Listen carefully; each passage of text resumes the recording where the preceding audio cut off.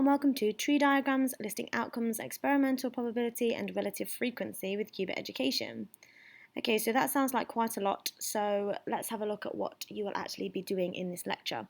So you'll use tree diagrams to solve problems, list some probable outcomes, calculate expectant probability, find the relative frequency of probabilities and solve problems.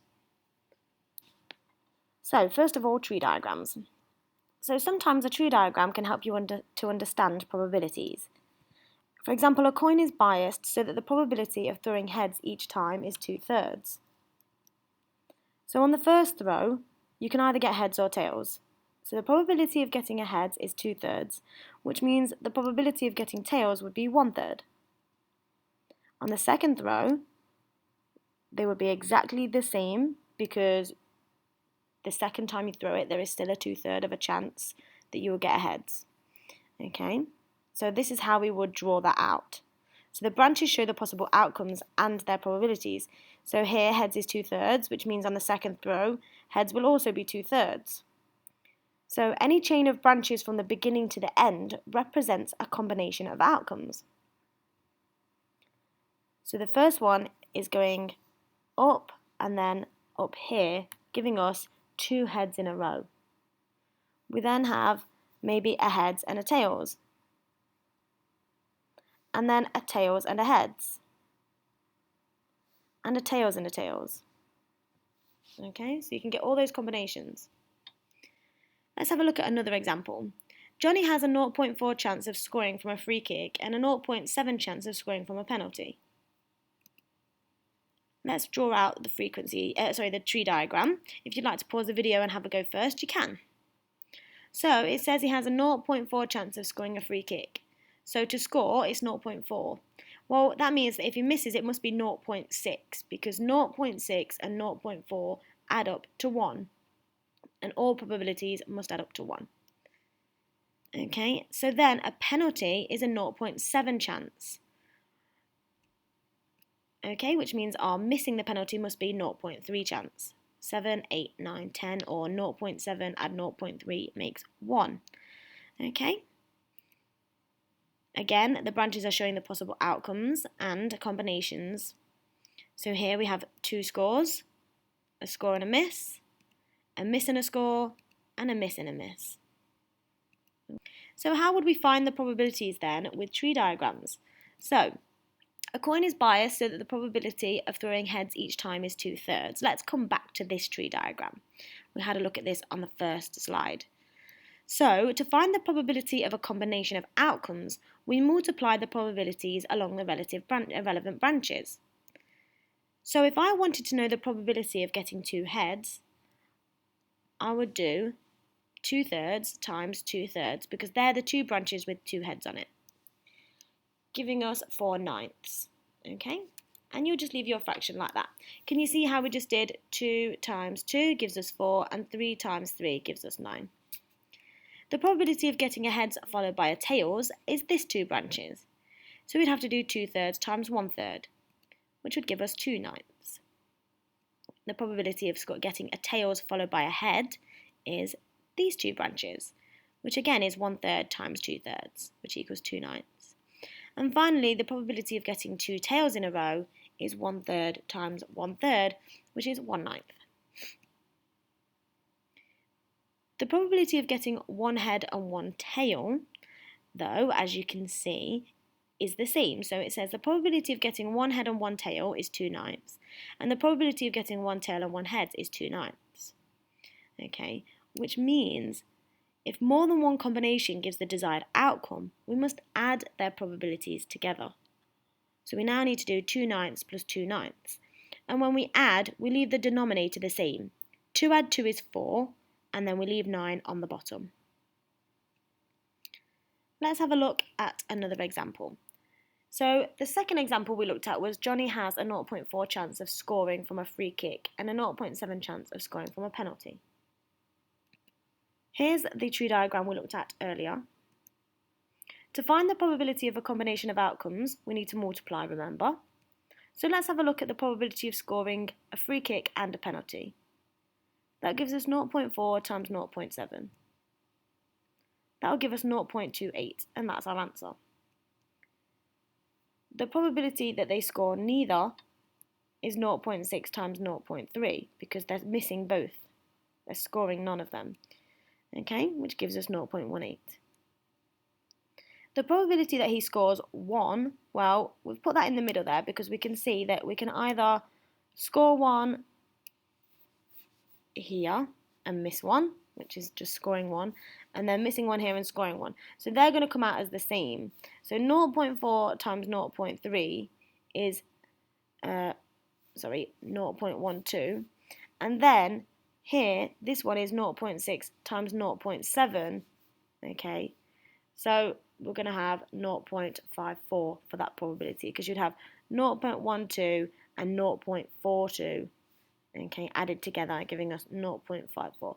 Remember to times them first before we add, okay? Okay, so if you'd like to pause the video and have a go at this one. Okay, so if you've paused the video, let's have a look at the answer. Simon plays 1 game of tennis and 1 game of snooker. So the probability that Simon will win at snooker is 1/3, and the probability that he'll win at tennis is 3/4.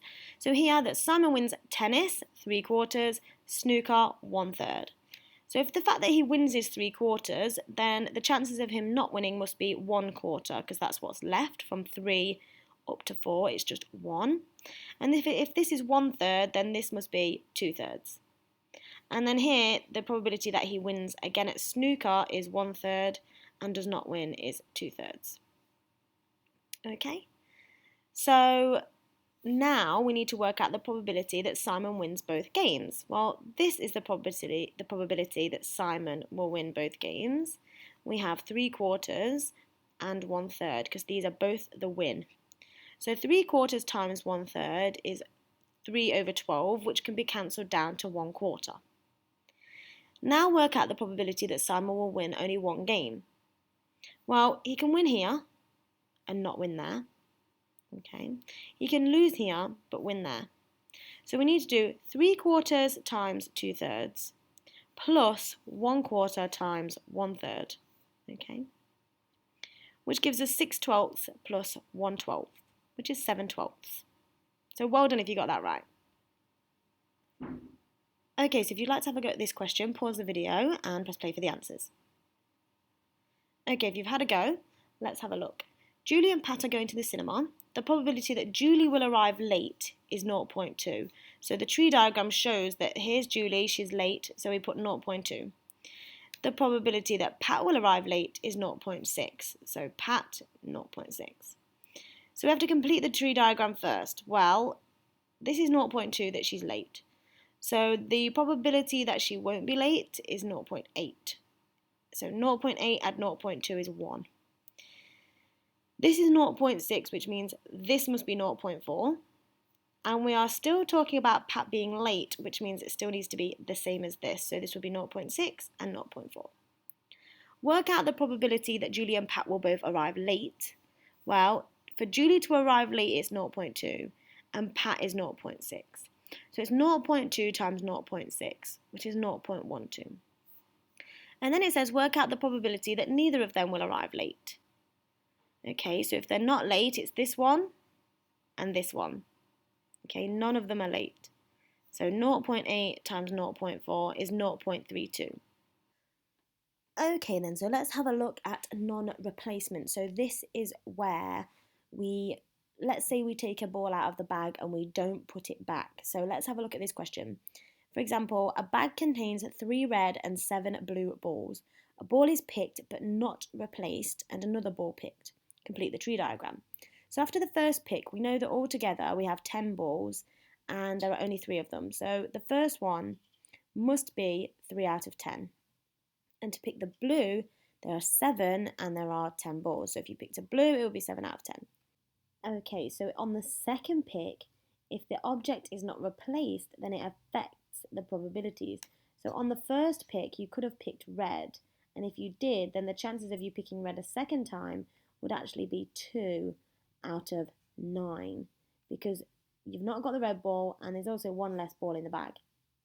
However, your chances of picking a blue ball, if you picked a red ball the first time, will be 7 out of 9. So it's 7 because we haven't picked a blue ball in this case, if we were here. Okay. And then we still only have 9 balls left because you've still picked one out. Now, if the first time we picked a ball it was blue, then the second time, if we pick a red, there are still 3 left. So we have to put 3 9s there. And then the second time, if we did pick a blue the first time, it would actually be 6 out of 9 on the bottom. Okay, so you just have to take one away from each denominator, and then one away from each numerator if you've chosen that colour ball first. Okay, so like here and here. Let's have a look at this example. So if you'd like to pause the video and have a go, please do. A bag contains 3 red and 7 blue balls. A ball is picked, not replaced, and another picked. Find the probability that. So I'm sorry, it's not a brand new question, but you are given 2 questions here to answer. So pause the video and have a go at those. Okay, if you pause the video, what is the probability of getting 2 red balls? So picking 2 red. So on the first pick we have 3/10, and on the second pick we have 2 9s. So the probability of them both being red is 3/10 multiplied by 2 9s. Okay, to find the probability of a combination of outcomes, multiply the probabilities along the relevant branches like this. 3/10 times 2 9s, which gives us 6 over 90, which can be cancelled down to 1 over 15, and that's our answer. The probability of one of each, so that could be 3/10 times 7 9s, or 7/10 times 3 9s. Okay, but once we do that, we must add our probabilities together. So the first thing we do is 3/10 times 7 9s, and we need to add that to 7/10 times 3 9s, which is on the bottom. Okay, here. So this one. That will give us 21 over 90 plus 21 over 90, giving us 42 over 90, which could be cancelled down to 7 over 15. Okay, why don't you pause the video and have a go at this question? Okay, if you pause the video, let's have a go at the question. A bag of sweets contains 2 toffees and 5 chocolates. A sweet is picked, eaten, and another picked. Complete the tree diagram and find the probability that both sweets are toffees and one of each sweet is picked. So fortunately for you, I've obviously made a mistake and completed the tree diagram. So hopefully you would have just answered the questions. So find the probability that both sweets are toffees. So we can choose a toffee here and a toffee here. So both toffees would be 2/7 times 1/6, which is 2 over 42, or 1 over 21. And 2 is find the probability that one of each sweet is picked. Well, you can do that in 2 ways. You can do it here, 2/7 times 5/6, or 5/7 times 2/6. But we need to add those together because it's our probability is important. There's more of a chance that we can pick one of each. So 2/7 times 5/6 plus 5/7 times 2/6 is 10 over 42 plus 10 over 42, which gives us 10 over 21. So there's a higher chance of us to pick one of each sweets. Okay, if you'd like to pause the video and have a go at this one, we are going to go through a different type of question now. Okay, so if you pause the video, the question says that 5 white socks and 3 black socks are in a drawer. Stefan takes out 2 socks at random. Work out the probability that Stefan takes out 2 socks of the same colour. So with this one, it's quite nice. So the first pick then, we have white and black socks. And the first pick, we have 5 white socks out of 8. And with black, we have 3 out of 8. So on our second pick then, in your exam, if you get a question like this, it means they want you to draw out the tree diagram. But most of the time, they do have the branches there for you. So you do know that that's what you've got to do. And then on the second pick, we can have white and black as well. So here, if the first pick is 5/8, the second pick must be 4/7. And if the first pick is 5/8 on the white, then it's 3/8 on the 3/7 on the black, because we haven't taken a black, but we have taken something, meaning the number on the bottom will be smaller. This side, if we chose 3/8, then the white would stay as 5 socks out of 7, and then the black socks would go down to 2/7. Okay, so what then would be the probability that they are both white? So as you can see, we have 5/8 here on the white and 4/7 here. So that's 5/8 times 4/7, which is 20/56. We can have that as 10/28 or even 5/14. So you make sure that you cancel this down. I've not done that on here.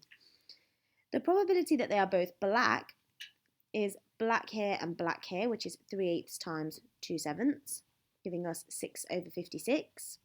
And then the probability that they are the same colour, okay, so if they're the same colour, we have black and white, which means we actually have to add these two probabilities together because we're asking if they're the same colour. Well, if you picked white and white, you've got that probability, which is this one, which is why they put it here.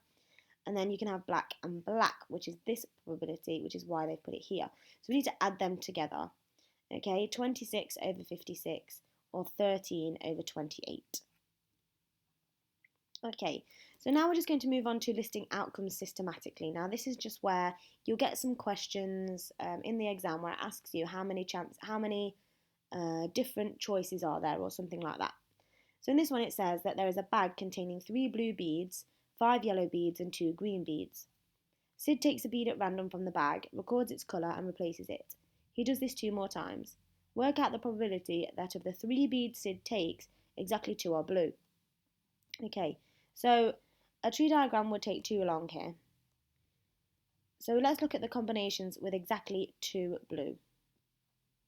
So we can have blue, blue and yellow, blue, yellow and blue, yellow, blue and blue, blue, blue and green, blue and green, blue, green and blue, and green, blue, blue. So the probability of it being blue, blue, yellow is actually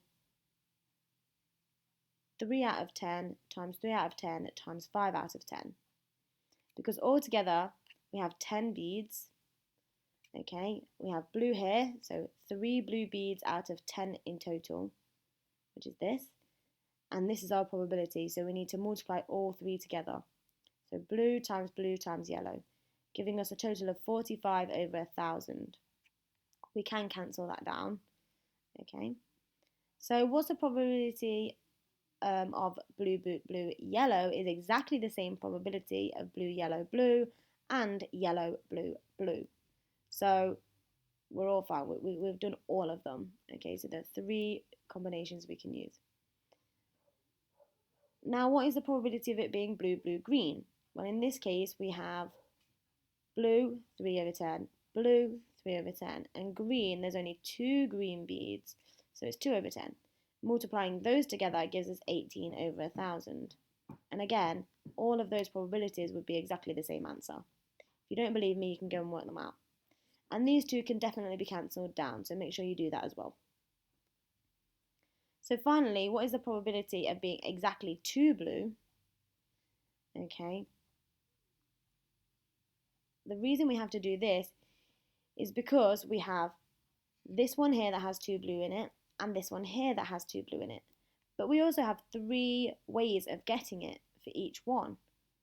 So we not only have to do 45 divided by 1000 times 3, because we have 3 options of getting this answer, or 3 ways of getting this answer, but we need to add that to 18/1000 times 3 because we also have 3 ways of getting that answer, giving us a final total of 189/1000.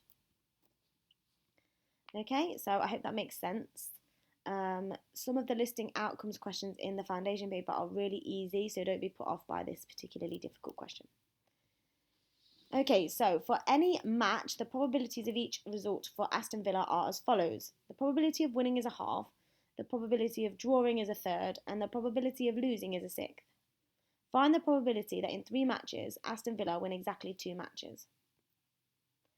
So, combinations with exactly 2 wins, we have win, win or draw, win, draw or win, draw or win, win.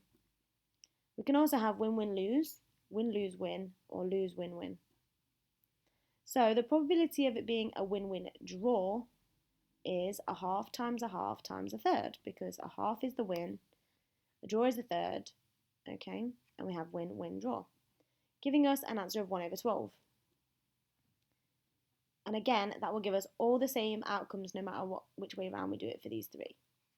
Now, the probability of getting a win-win-lose is a half times a sixth, because the probability of losing is a sixth.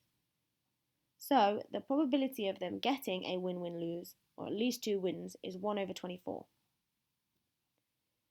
But to work out the probability of exactly 2 wins, we need to do 1 over 12 times 3, because there are 3 options to get this, plus 1 over 24 times 3, because again there are 3 ways of getting this. That will give us a final answer of 3 over 8. So we're going to cover a little bit of expectation now. So expectation is the long run average you would get if a test was repeated many times. So it's basically saying if you threw a dice 10 times and the chances of you getting a 6 on that dice is obviously 1 out of 6, then we can do 1 out of 6 times 10, giving us 10 out of 6 or 5 over 3 chances of rolling a 6. So I'll explain that in more detail. If an event has probability P, and then the expectation in n trials is NP. So what that means is that if you've got a probability and you do 20 trials, then it would be 20 times P. So like I said earlier, 10 times and then your probability. The expectation is used as an estimate for how many times an event will occur. For example, a coin is biased so that the probability of throwing heads is 3/4. Dave is going to throw the coin 200 times. Work out an estimate for the number of times the coin lands on heads. So all we need to do here is the amount of times we threw the coin, n, is 200, and the probability is 3/4. So all we need to do is 200 times 3/4, which is 150. So your probability of getting a heads, if you throw a coin 200 times, is 150. Another example is that there are 306 MPs in the Conservative Party. 4/5 of them say they support proposals to increase tuition fees. Work out an estimate for the number who will vote in favour of the changes. So if you'd like to pause the video now and have a go at this one, please go ahead. Okay, if you've paused the video, let's have a look. So all you needed to do was the fact that there are 306 MPs and the probability is 4/5, and multiply them together. So 306 times 4/5 is 244.8, but we would round it to 245, so it's to the nearest integer, which just means nearest whole number. Okay, there are 3 questions. If you'd like to have a go at them and then press play for the answers, please do. Okay, if you press play for the answers, let's have a go at this one. A coin is biased so that the probability of getting heads is 3/5. Dave is going to throw the coin 120 times. Work out an estimate for the number of times the coin lands on tails. So we just need to do 120 times 2/5 times 3/5 it should have been. 120 times 3/5 is 24 times 3, which is 62. So you should have got 62 there, so I'm sorry about that. The answer should be 62. Number 2, the chance of rain each day in April is 2/3. Expect the number of days you can expect rain in April. So for this one, there are 30 days in April. So we times 30 by 2/3, giving us 20. Okay. And then finally, a door-to-door salesman achieves sales with a probability of 3/10. How many doors must he approach in order to expect an average of 15 sales a day? Okay, so for this one then, we have the probability, but we don't know the amount of times he needs to knock on the door. So we have 3/10 times n, which equals 15. Okay. So what we need to do instead then is 15 divided by, if you like, 3/10. We need to do the opposite, giving us 50 doors. Okay. Okay, so another example then is that Keith designs a game and it costs £1.60 to play the game. The probability of winning the game is 2/5. The price for each win is £3. 80 people play the game. Work out an estimate for the profit that Keith should expect to make. Well, already we know that he charges £1.60 for the game, and 80 people play. Okay, and the price for each win is £3. So the profit equals the takings minus the costs. The takings, basically what he makes, is 80 times 1.6, okay, or £1.60. So altogether he makes £128. But he has to pay out the winnings, and we need to know how many people win. In order to do that, we need to do the expectation, which is 128, times by the probability of 2/5. So 2/5 times 80 is 32. So what we need to do now is you have here 2/5 times 80 gives you 32 games. So that means 32 games that are being won. So if 32 people have won and it's £3 for each winner, you have to do 32 times 3, which gives you 96. So actually, 128 taken away 96, he's only making £32 profit. Is there really much point? Okay, so have a go at this question. If you want to pause the video first and have a go and then press play for the answer, then please do that now. Okay, so if you had a go at the question, Bob designs a game and it costs 50p to play the game. The probability of winning the game is a quarter. The price for each win is £1.50. 100 people play the game. Work out an estimate of the profit that Bob should expect to make. So we need to think about how much he makes first of all. So the takings minus the costs equals the profit. So we need to work out how much he takes, how much he has to spend, and then what he makes as a profit. So there are 100 people and it costs them 50p to play. Okay, so it's £50 he makes in total, but the price for each win is £1.50. So we have to do our number of people, which is 100, multiplied by our probability. So that's 100 times a quarter, which gives us 25. So that means that 25 games were won. Okay, so the expected payout then must be the 25 games, and it's £1.50 per game. So he has to pay out £37.50. So his profit is actually only £12.50. So it depends if he's making that at an hourly rate. Did 100 people play in an hour and make £12.50? I doubt it. So again, not very much profit on that part. Okay, so we're just going to have a quick look at relative frequency. You've already been doing this throughout the course because relative frequency is basically just putting a probability, writing down a probability. So let me show you what I mean by that. So in most events, it is difficult to accurately predict the probability of an event happening. When there is no theory behind the probability of an event happening, we use relative frequency to calculate probabilities. Because it's often calculated after performing experiments, it's often called experimental probability. The probability of picking a vegetarian at random from a group of people can be found using relative frequency. The easiest way to calculate this probability is by conducting an experiment. In a survey of 200 students, 28 said they were vegetarian.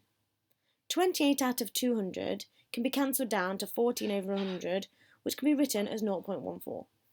Okay, so 0.14 or even this or this are all technically the relative frequency. You've turned this 28 out of 100 into a fraction and then a decimal. So there is a 14% chance that a person picked at random will be a vegetarian, because we can also write this, 0.14, as a percentage, 14%. The more people that are asked, the more accurate this relative frequency will become. So I'd like to have a go at pausing the video and have a go at these questions. Okay, if you had a go at the questions, let's go through them. Fred records the colour of 100 cars that pass his house. His results are shown below.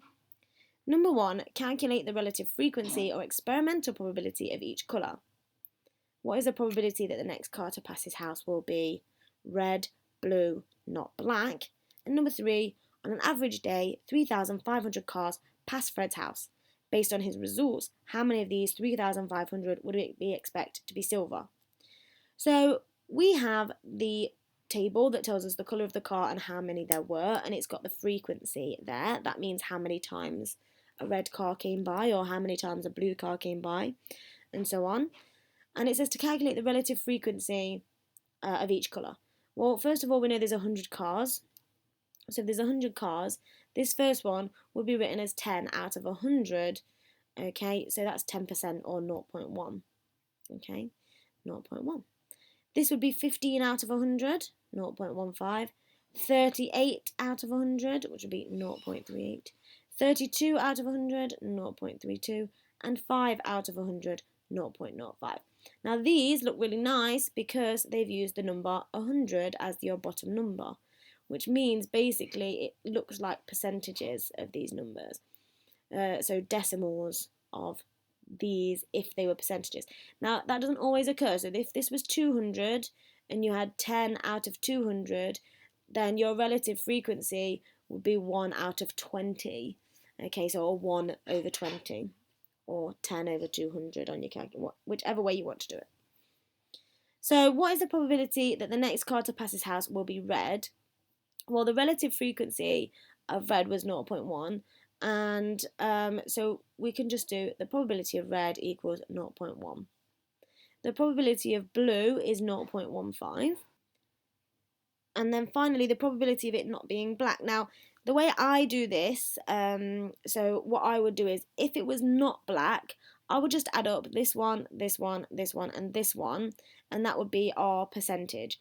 You could also just do 1, take away the probability of it actually being black, and then the answer will be the same as if you got these ones all added together. So 0.68 is your probability because you would have just added these. Or the other way you can do it is 1, take away the probability of it being black. And finally, on an average day, 3,500 cars pass Fred's house. Based on his results, how many of these cars would we expect to be silver? Now, if we look at the silver, the relative frequency is 0.38. So we need to take our 3,500 cars and times it by 0.38. And if we times that by 0.38, it gives us 1,330 cars that we would expect to be silver. So let's have a look at this example. If I rolled an unbiased die, what would I expect the relative frequency to be for each number? Now, an unbiased dice means that it is, a normal dice. There's no trick to the dice. It won't land on 6 every time. Okay, it's a normal dice. So if you've got the number 1 on your dice, obviously you will have, and there are 6 numbers in total, your relative frequency will be 1 out of 6. Okay. As this is only theory, in reality, this will almost certainly be slightly different. If you actually rolled the dice loads of times, you wouldn't just get, if you rolled the dice 6 times, you wouldn't get a 1, then a 2, then a 3, then a 4, then a 5, then a 6, which is what relative frequency is suggesting, but it could give you an estimate if there was a lot of people or a lot of times that you rolled that dice. But as you can see here, obviously I don't expect you to roll your dice and record your results, but you can if you want to.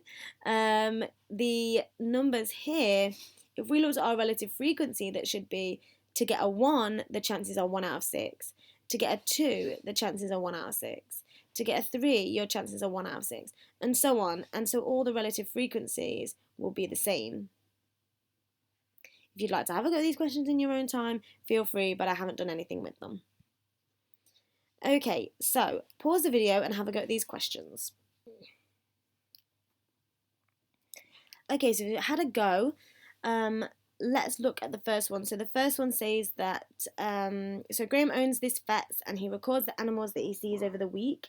So over the week he's seen all of these animals, and the first question is asking us to calculate the experimental probability for each pet. So what's the likelihood of him getting a dog or a cat or a rabbit?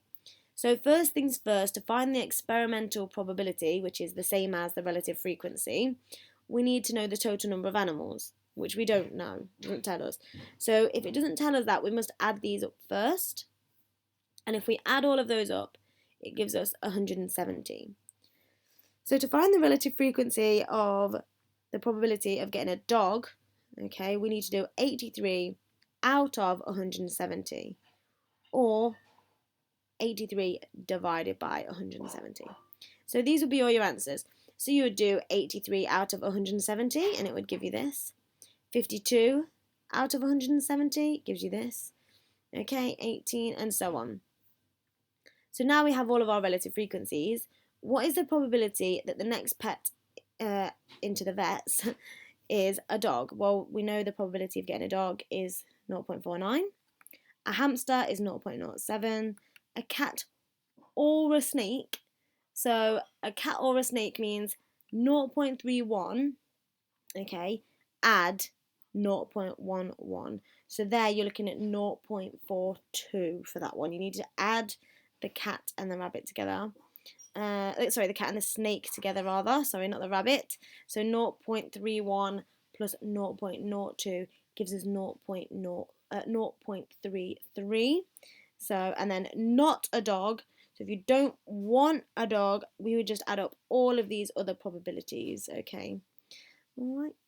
So, and then finally, over the course of a year, the vet sees about 8,400 pets. How many of these would Graham expect to be rabbits? Well, for this part, all you need to do is your 8,400, and we're going to times it by the relative frequency of the rabbits, which is 0.11, giving us an answer of 924 rabbits. Okay, so hopefully in this lecture then you have understood and used tree diagrams to solve problems. You've also been able to list probable outcomes. You've definitely been able to calculate expectant probability and find relative frequencies, and also solve some problems throughout that. Okay, so well done. Thank you so much for using Cubit Education, and I hope to see you next time.